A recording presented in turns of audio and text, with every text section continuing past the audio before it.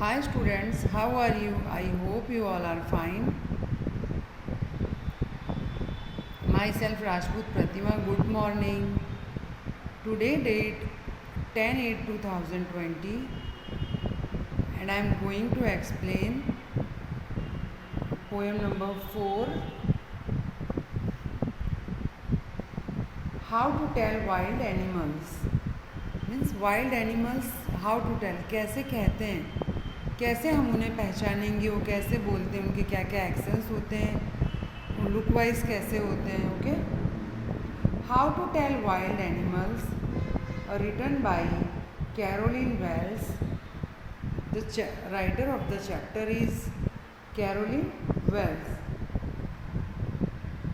This is a humorous poem suggests some dangerous ways to identify for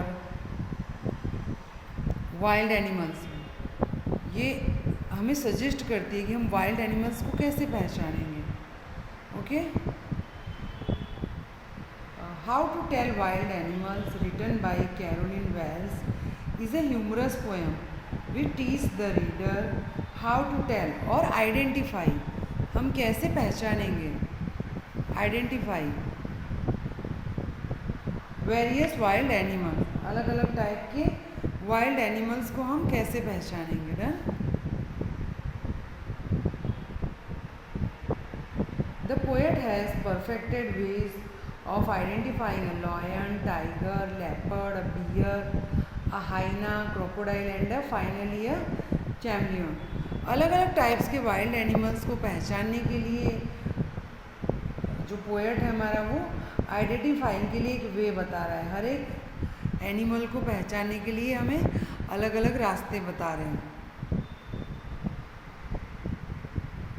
now first paragraph is,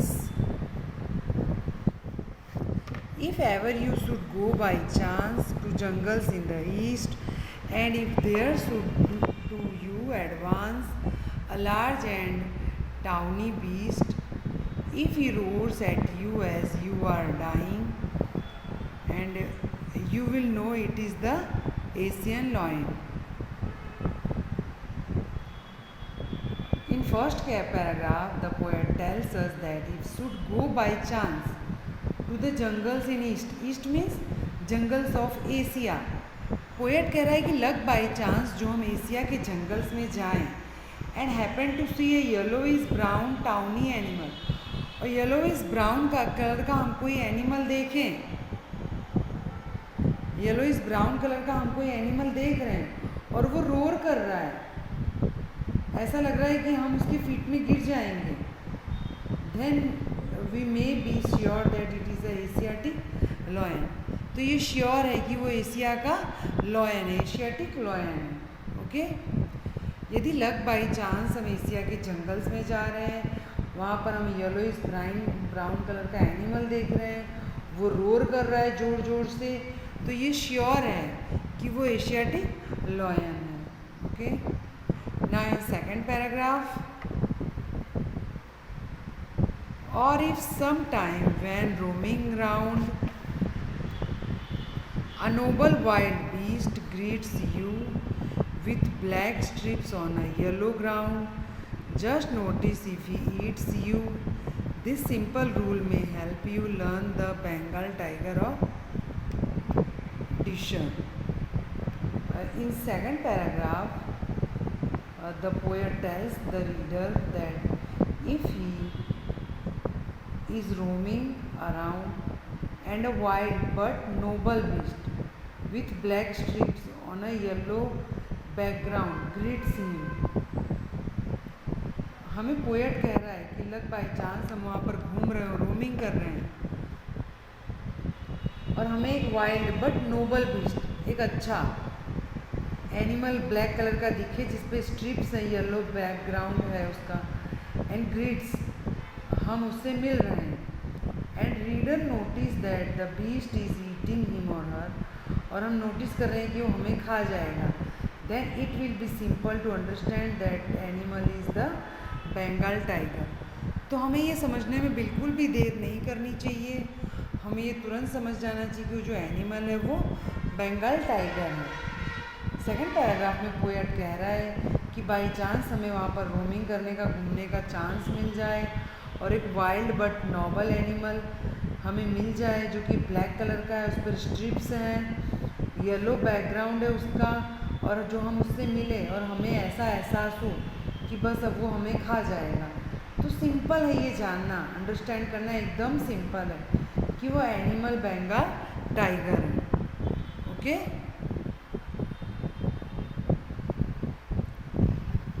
now next paragraph is paragraph number 3.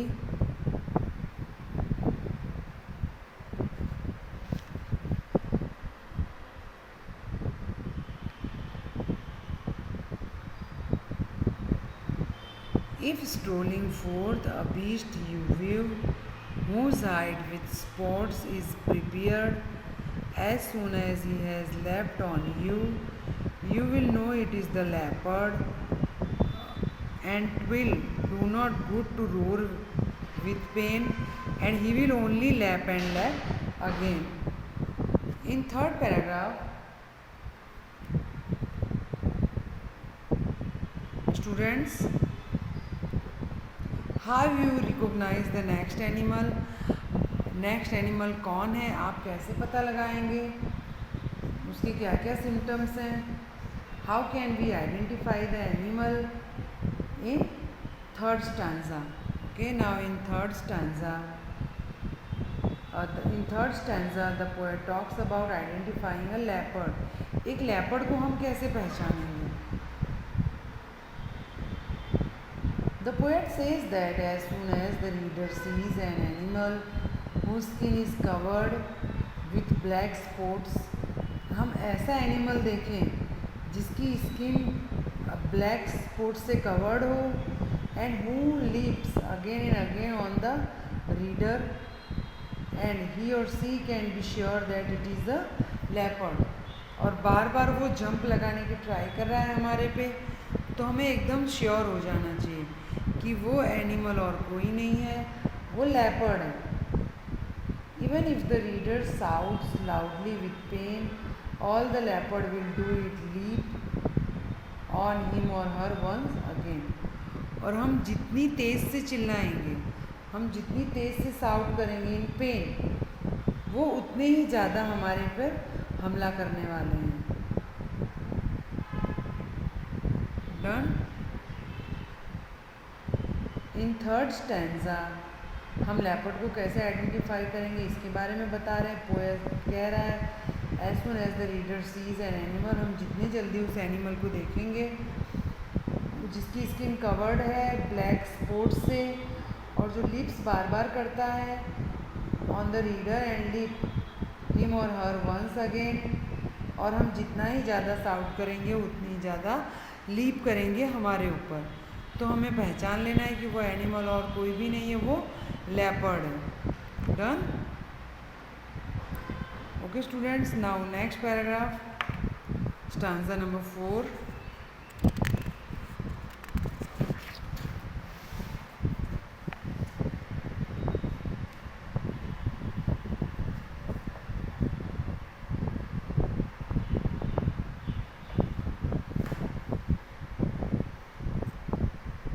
If when you were walking round your yard and you meet a creature there who hugs you very very hard, be sure it is a bear. If you have any doubt, I guess he will give you just one more kiss.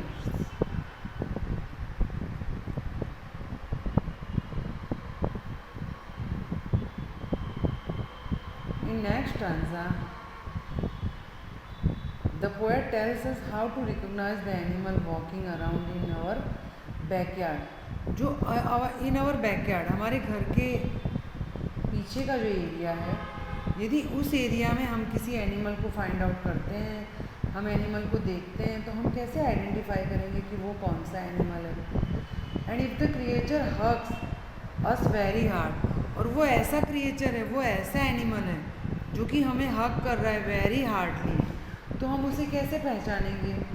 We can be sure it's a bear, फिर हमें sure हो जाना है, हमें जान लेना है कि वो एनिमल और कोई भी नहीं है, वो बियर है। If we are in doubt, the poet is sure that the bear will oblongly give us another loving cares. जो हमें ज़रा सा भी डाउट हो रहा है कि नहीं ये बियर नहीं है, कोई अदर एनिमल है, तो वो हमें तब तक दोबारा हक कर चुका होगा. And so that we are left in no doubt whatsoever about its identity. तो हमें बियर की आइडेंटिटी के लिए कोई भी डाउट नहीं करना चाहिए. हमें एकदम से श्योर हो जाना चाहिए कि वो एनिमल जो हमें बार बार हक कर रहा है वो और कोई भी नहीं है, वो बियर है. डन. हम अपने घर के बैकयार्ड में वॉकिंग कर रहे हैं और हम वहाँ किसी क्रिएचर से मिलते हैं और वो हमें बहुत ही हार्डली हक कर रहा है, तो हमें श्योर हो जाना चाहिए कि वो बियर है. और यदि हमें कोई भी डाउट है तो हम गैस कर रहे हैं कि आखिर वो है कौन, तब तक वो हमें दोबारा हक कर चुका होगा और इससे हमें श्योर हो जाना है कि वो और कोई भी नहीं है, बियर है.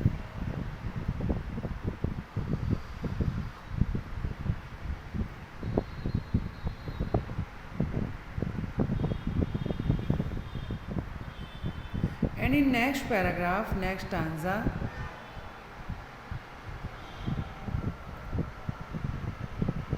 though to distinguish beasts of prey, a novice might nonplus. The crocodile you always may tell from the hyena thus.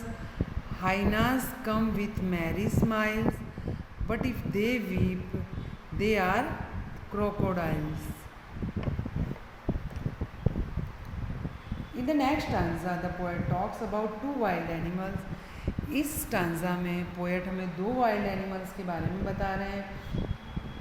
She says that though a novice may be confused about their identities, यदि हम दोनों को देखें और confuse हो जाए उनकी identity के बारे में कि आखिर में वो है कौन, ये जो वाइल्ड एनिमल है वो है कौन, हम उसे कैसे आइडेंटिफाई करेंगे. The hyena can be distinguished by its typical laugh. हम हाइना को उसके टिपिकल लाफ के थ्रू पहचान सकते हैं. While if the beast has tears in its eyes while consuming its pray. यदि वो अपना भोजन कंप्लीट कर रहा है और उसकी आइज़ में टीयर्स है, उसकी आइज़ में आंसू है, then the reader can know that it is a crocodile. यदि वो अपनी एक अमेजिंग स्माइल के साथ, लाफ के साथ, टिपिकल लाफ के साथ मिल रहा है एनिमल, तो वो हाइना है. बट इफ़ वो अपना प्रे कंज्यूम करते हुए उसकी आइज़ में टीयर्स है, उसकी आंखों में आंसू है, देन वो एनिमल और कोई भी नहीं है, फिर वो क्रोकोडाइल है. In this paragraph the poet says that she says that दो नोविस में भी कंफ्यूज्ड. इन दो एनिमल्स में हम कंफ्यूज हो सकते हैं, मे भी कंफ्यूजन आ सकती है. Hyena distinguished by its typical laugh, वो अपनी टिपिकल लाफ के थ्रू पहचाना जाता है. While if the beast has tears in its eyes, यदि कोई बीस्ट है, वाइल्ड एनिमल है, उसकी आइज़ में टीयर्स है, while consuming its prey, then the reader can know that it is a crocodile. फिर रीडर जान सकता है कि वो क्रोकोडाइल है. Done. Now next paragraph. Finally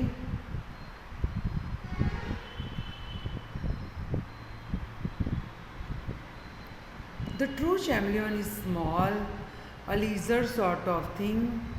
He hasn't any ears at all and not a single wing. If there is nothing on the trees, 'tis the chameleon you see. Finally, the poet talks about the camouflaging ability of the chameleon. तो champion की ability बता रहा है, चमगादड़ के बारे में हमें बता रहा है. She tells us that if we look at a bare tree, tree पर और कुछ भी नहीं है, no flowers, no leaves, no other things, and see nothing on it, उस पर कुछ भी नहीं दिख रहा है except something that looks like a lizard. सिर्फ एक ऐसा क्रिएचर हमें दिख रहा है जो कि लिजर्ड जैसा लग रहा है. And which has no ears और विंग्स, उसकी कोई भी ईयर्स नहीं है, कोई भी विंग्स नहीं है. then we can be sure that it is a chameleon.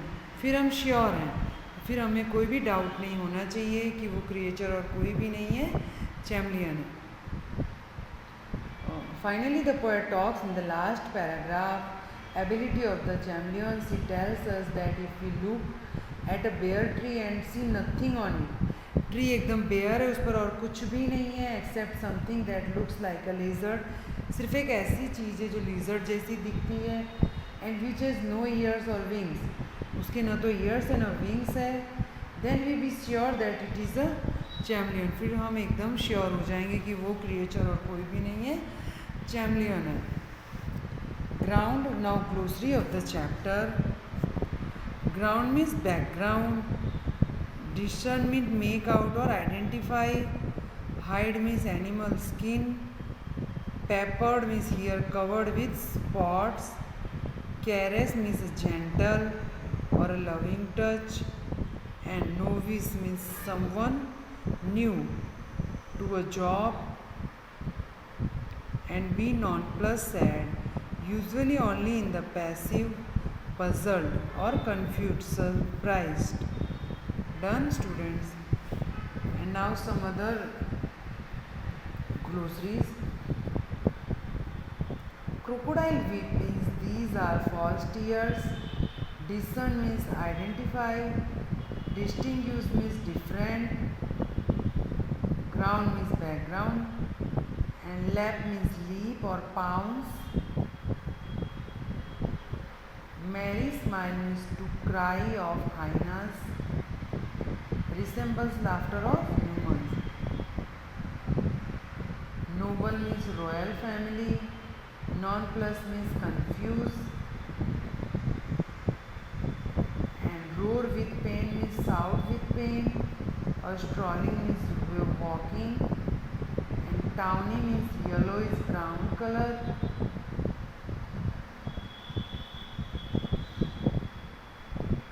And to tell from means to distinguish from. To you advance means come towards you. And twill means poetic way of writing it will. Done, students?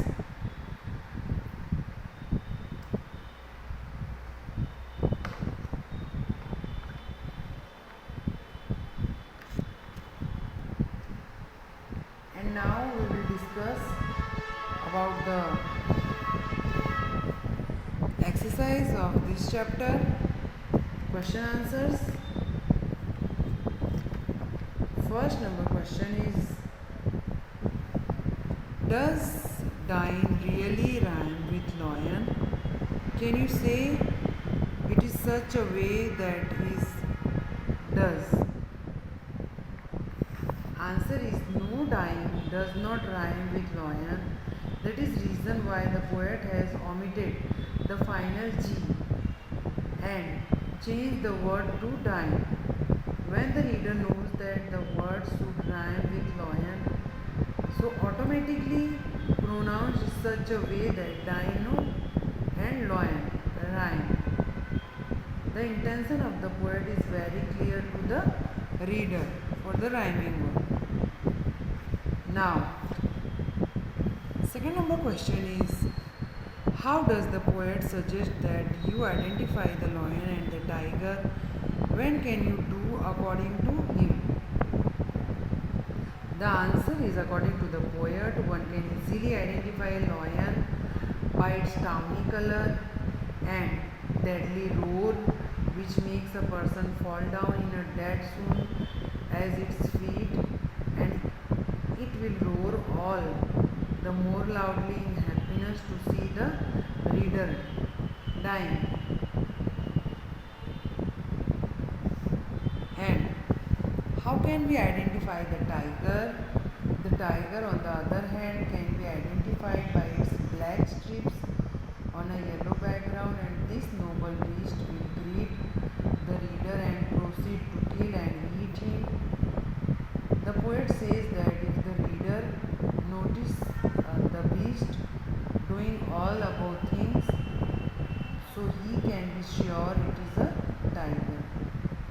Done, students? In your homework, learn write question answer of the exercise in your CW. Okay students, thank you, goodbye.